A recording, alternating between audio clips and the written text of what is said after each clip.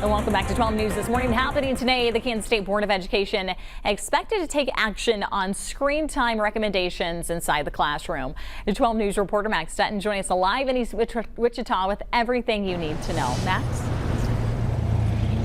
Yeah, Bryn, you might remember that Blue Ribbon Task Force shared their recommendations with the state school board just last month, but they actually recommended that bell-to-bell policy for all personal devices for students. Essentially, what that means is students will not have access to their phones from the start of the day all the way to the end of the day, and yes, that would include lunch and passing periods as well.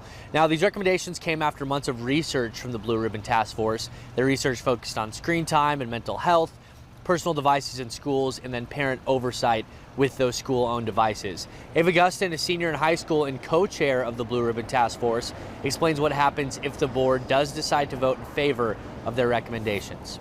We want the state board to implement the recommendations, and something to keep in mind for all school districts is that this is recommendation, it's not a mandate. So then it would go to the districts all across the state, and they could choose how they wanted to implement the recommendations and where their students could go from there.